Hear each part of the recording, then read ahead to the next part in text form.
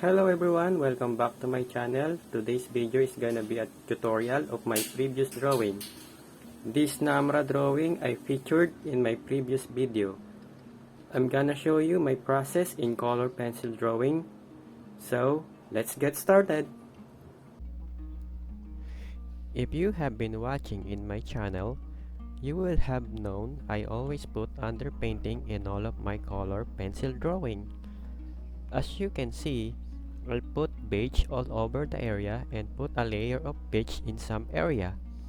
The reason I do this is to map the area of my drawing. I distinguish the highlights and put more colors on the shadow parts. Second reason is to save some colors of my more expensive color pencil, like Prismacolor. I let my cheaper pencil to sink in to the tooth of the paper.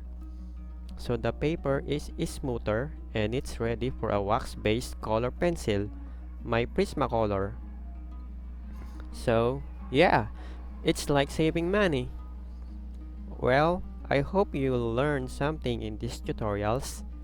At first, I am having doubt if I should make a tutorial.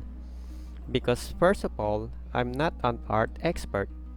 And I don't took fine arts. I don't have any credentials to teach art. But then again, I realized there's nothing wrong with it. I don't harm people and don't spread rumors or wrong information. I just share my knowledge and that's a good thing. Anyways, back to the tutorial. As I was saying, I put underpaint of cheaper pencil on my drawing and that's the first step.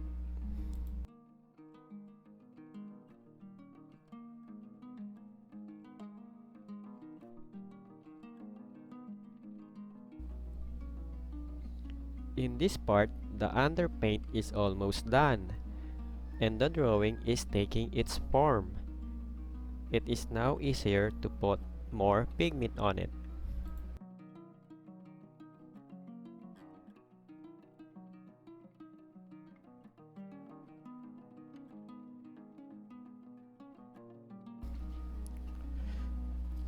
Now the underpaint is done, let's move to the next step, layering. Now the paper is smoother, it won't take much pigment in our color pencil.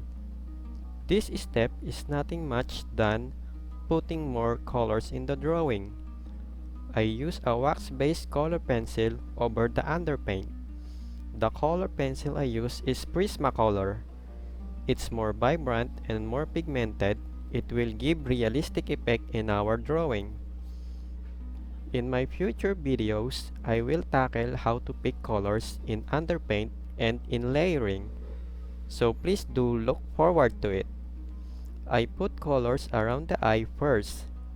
So when I do the eye part, the dark color of the eyelids won't smudge or scatter when I blend it.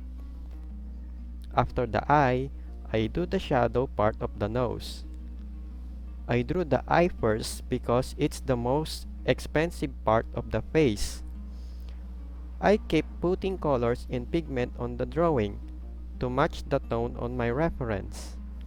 Then I will burnish it with white or colorless blender.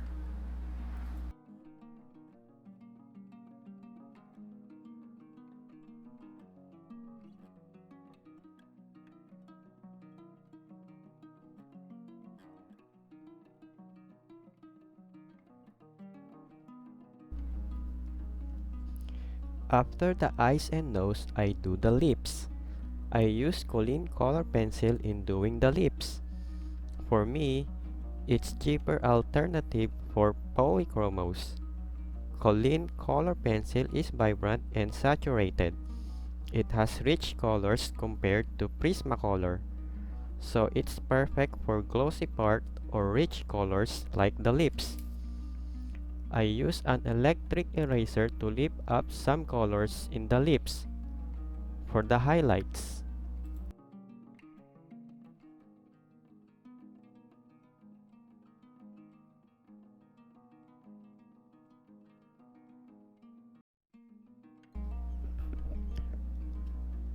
Now the facial feature is almost done.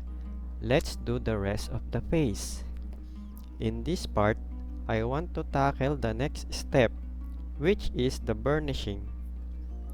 Although I do burnishing together with layering, but let's separate them to emphasize them. First, I layered down all the colors and then burnished it with white or colorless blender.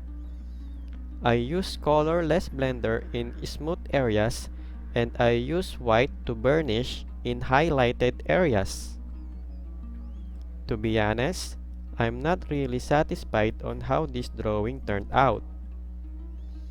When I saw the reference, my initial plan is to enhance the highlights and shadow area to give more detail to the drawing. But then again, I changed my mind and decided to smoothen out the drawing. But it gave a drawback in my drawing. For me, it looked like a 2D drawing rather than realistic. But it went out good, so I decided to go for it and upload the video.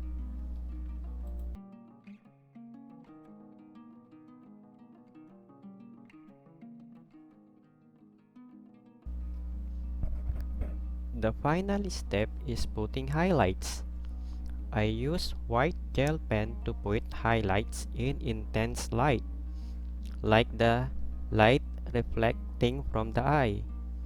And I use an electric eraser to lift colors for highlights in some area that are not directly under the light, like in the hair.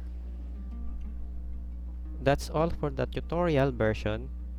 I hope you find this video helpful and enjoy the rest of the video. Bye!